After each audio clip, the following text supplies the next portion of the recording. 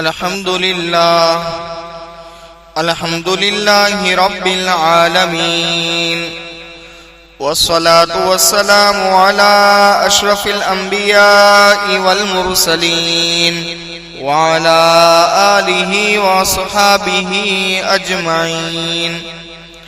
عن أبي أيوب الأنصاري رضي الله عنه قال: جاء رجل إلى النبي صلى الله عليه وسلم فقال: عظني وأوجز. فقال: إذا قمت في صلاتك فصل صلاة مودع ولا تكلم بكلام تعذر منه غدا وأجمع الإياس مما في أيدي الناس،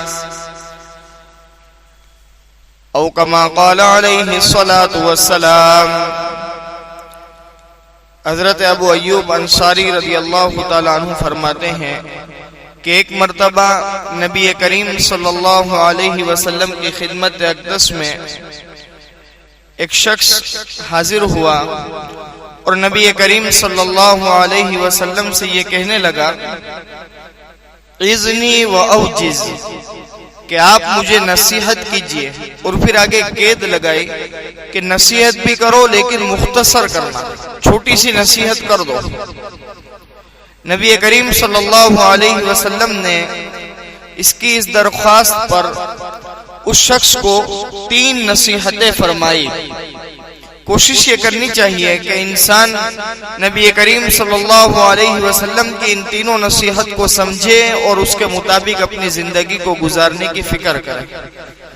سب سے پہلے میرے اور آپ کے آقا نے اسے یہ نصیحت فرمائی: اذا قمت فی صلاتک فصل صلاة مودع، کہ جب تو نماز کے لیے کھڑا ہو تو رخصت کرنے والے کی طرح نماز پڑھ.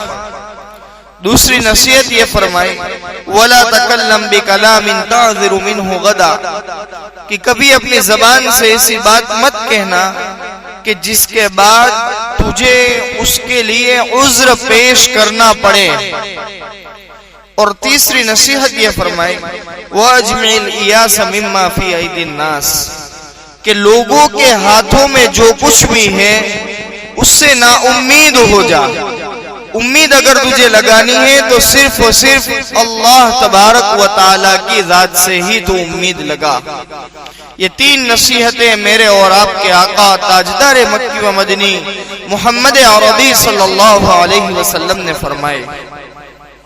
شارحین لکھتے ہیں کہ جو پہلی نصیحت ہے اذا قمت فی صلاتک فصل صلاة مودع، اس کا مطلب یہ ہے کہ انسان جب نماز کے لیے کھڑا ہو تو وہ یہ سوچے کہ یہ میری زندگی کی آخری نماز پڑھ رہا ہوں. میں نے ابھی ظہر کی نماز پڑھی تو ظہر کی نماز کے اندر جب میں نیت کروں اور جب نماز کے لیے میں کھڑا ہوں اس وقت میں یہ سوچوں کہ یہ میری زندگی کی آخری نماز ہے. ہو سکتا ہے کہ عصر کی نماز میں میری خود کی جنازے کی نماز پڑھا دی جائے، اس لیے کہ قرآن کریم نے صاف اعلان کر دیا ہے: وَمَا تَدْرِي نَفْسٌ مَاذَا تَكْسِبُ غَدًا وَمَا تَدْرِي نَفْسٌ بِأَيِّ أَرْضٍ تَمُوتُ. کسی کو معلوم نہیں کب موت آ جائے، ہر ایک کے لیے جانے کا وقت فکس ہے. کہا کہ جو بھی آخری نماز پڑھ رہے ہو دل کے اندر یہ سوچے کہ یہ میری زندگی کی آخری نماز ہے، اس کے بعد مجھے ہو سکتا ہے کہ سجدہ کرنے کا موقع نہ ملے، اس لیے میں میری اس نماز کو اچھا پڑھوں. پھر کہا کہ اس نصیحت کا دوسرا مطلب یہ ہے کہ جب انسان نماز کے لیے اللہ اکبر کہہ کر اپنے ہاتھوں کو اٹھائے تب اللہ تبارک و تعالیٰ کے علاوہ تمام چیزوں کو پیچھے چھوڑ دے. اللہ اکبر کہہ رہا ہے تو اب سوچیں کہ میں اپنی زبان سے یہ کہہ رہا ہوں کہ اللہ تبارک و تعالیٰ سب سے بڑے ہیں، اللہ کی ذات سب سے بڑی ہے. اب میں اللہ تبارک و تعالیٰ کے سامنے کھڑا ہو چکا ہوں تو اب میں میری تمام دوسری مخلوقات سے اپنی نظر کو ہٹا کر صرف اور صرف ایک خالق و مالک اللہ تبارک و تعالیٰ کے سامنے میں اپنی توجہ کروں.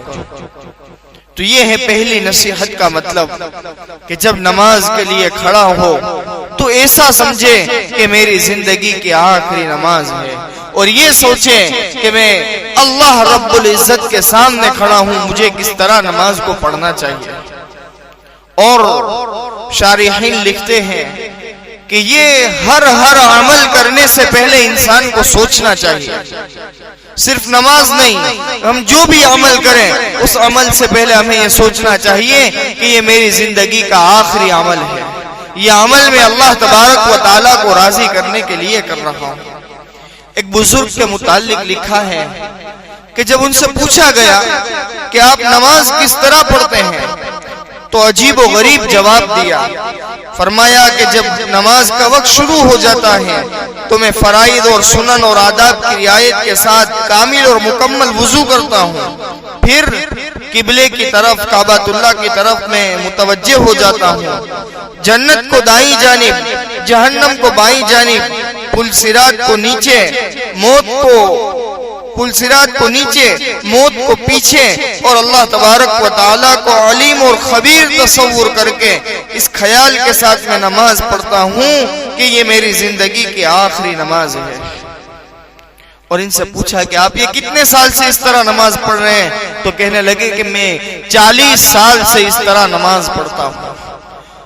تو ہمیں اور آپ کو بھی یہ کوشش کرنی چاہیے کہ ہماری نماز صحیح ہو جائے، ہماری نماز خشوع اور خضوع والی ہو جائے، ہماری نماز سنتوں کے مطابق ہو جائے، ہماری نماز کا ہر رکن اللہ کے محبوب صلی اللہ علیہ وسلم کی تعلیم کے مطابق صحیح ہو جائے۔ یہ ایک نصیحت ہوئی۔ دوسری نصیحت فرمائی وَلَا تَكَلَّمْ بِكَلَامٍ تَعْذِرُ مِنْهُ غَدًا، کہ اپنی زبان سے ایسی بات مت نکال کہ جس کے بولنے کے بعد تجھے عذر پیش کرنا پڑے۔ یہ شریعت اسلام کی تعلیم ہے۔ یہ نہیں کہ پہلے بول لیا پھر سوچ رہے ہیں کہ اب کہاں سے کوئی رستہ نکل جائے کہ کچھ بھی آڑی ٹیڑھی بات کر کے سمجھا دیا جائے۔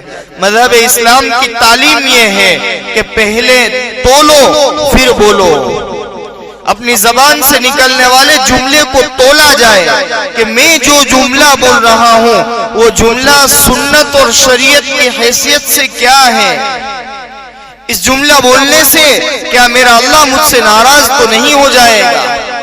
کیا میں کسی مسلمان بھائی کے لیے اپنی زبان سے یہ جملہ نکال رہا ہوں، جب اس کی کان کے اندر یہ میرا جملہ پہنچے گا تو کیا اس کے دل کو تکلیف تو نہیں ہوگی؟ ذرا سوچے کہ میں جو میرے بھائی کے لیے جملہ بولنے جا رہا ہوں اگر وہ میرے لیے بول دیتا تو مجھے اچھا لگتا یا برا لگتا؟ آج ہماری اور آپ کی زبانیں بے فام چل رہی ہے، معلوم نہیں لوگوں کی زبان پر اللہ تبارک و تعالیٰ کے شکوے اور شکایتیں آ گئی ہیں۔ کسی کے انتقال کے موقع پر ہمارے گھر کے مستورات کے کیا جملے ہوتے ہیں، ذرا غور و فکر کریں۔ پھر ناشکری کے کلمات ہر وقت زبان سے نکلتے جا رہے ہیں۔ پھر کہاں کہ لوگوں کی غیبتیں، لوگوں کی پیٹھ کے پیچھے ان کی برائیاں، کسی کی بیٹی کی عزت پر اپنی زبان کو چلانا، کسی کی مستورات کی عیب کو بیان کرنا، آپس میں ایک دوسرے کے عیبوں کو بیان کرنا، یہ سب ایسی چیزیں ہیں۔ قرآن کریم میں اللہ تبارک و تعالیٰ نے ارشاد فرمایا ما یلفظ من قول الا لدیہ رقیب عتید، کہ جو کچھ بھی زبان سے جملہ نکلتا ہے اسے ریکارڈ کر لیا جاتا ہے، اسے محفوظ کر لیا جاتا ہے۔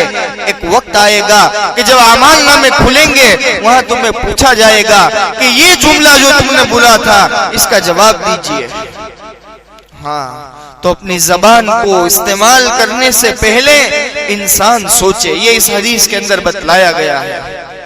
یہ سوچے کہ یہ میں جملہ بول رہا ہوں اس کا اللہ تبارک و تعالیٰ کے دربار میں میں کیا جواب دوں گا، کیا میرا یہ بولنا صحیح ہے یا نہیں؟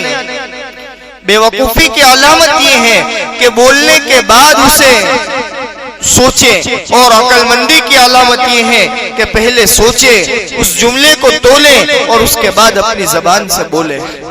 تو یہ دوسری نصیحت تھی۔ تیسری نصیحت میرے اور آپ کے آقا نے یہ فرمائی وَاجْمِعِ الْإِيَاسَ مِمَّا فِي أَيْدِي النَّاسِ، کہ لوگوں کے پاس جو کچھ بھی ہے اس سے نا امید ہو جاؤ. لوگوں کی نعمتوں کو دیکھ کر ان سے امید مت لگاؤ. آج کل جو دنیا کے اندر فتنہ اور فساد کی جو وجوہات ہیں ان میں سے ایک بڑی وجہ یہ بھی ہے. مان لو کہ دو دوست ہیں, آپس میں ایک دوسرے سے محبت کے ساتھ رہ رہے ہیں, لیکن اس کی نعمت کو دیکھ کر کبھی للچائی ہوئی نظر پڑ گئی. ہو سکتا ہے کہ میرا دوست مجھے دے دے, امیدیں آ رہی ہے دل کے اندر, لیکن جب وہ امید پوری نہیں ہوتی تو وہ محبت نفرت کے اندر تبدیل ہو جاتی ہے. تو اس حدیث کے اندر میرے اور آپ کے آقا نے تعلیم یہ دی ہے کہ لوگوں کے پاس جو کچھ بھی چیزیں ہیں ان چیزوں سے نا امید ہو جاؤ کہ میرا کام فلاں شخص کر دے گا, میری یہ ضرورت فلاں پوری کر دے گا, فلاں کو میں اگر اس طرف اشارہ کر دوں تو وہ بات کو سمجھ کر میری ضرورت کو پورا کرنے والا بن جائے گا. نہیں, شریعت اسلامیہ کی تعلیم یہ ہے کہ جب کسی چیز کی ضرورت پڑے تو اپنے سر کو اللہ تبارک و تعالیٰ کے سامنے جھکا کر, اپنے ہاتھوں کو اللہ تبارک و تعالیٰ کے سامنے پھیلا کر اللہ تبارک و تعالیٰ سے اپنی ضرورت کو مانگا جائے. اللہ تبارک و تعالیٰ سے اپنی ضرورت کو مانگا جائے, اس لیے کہ ضرورتوں کو پورا کرنے والی ذات یہ صرف و صرف اللہ تبارک و تعالیٰ کی ہے. تو میرے اور آپ کے آقا نے یہاں پر یہ تعلیم دی تیسری نصیحت کے اندر کہ لوگوں کے پاس جو کچھ بھی ہے اس سے نا امید ہو جاؤ. اگر امیدیں لگانی ہیں, اپنی حاجتوں کو مانگنا ہے, اپنی ضرورتوں کو پورا کرنے کی امید رکھنے کے قابل اگر کوئی ذات ہے تو وہ صرف و صرف اللہ تبارک و تعالیٰ کی ذات ہے. اللہ تبارک و تعالیٰ سے دعا ہے کہ اللہ تبارک و تعالیٰ میرے اور آپ کے آقا پیاری تینوں نصیحت پر ہم تمام کو عمل کرنے کی توفیق نصیب فرمائے. آمین. وآخر دعوانا الحمدللہ رب العالمین. پچھلے کئی دنوں سے دعا کا مضمون چل رہا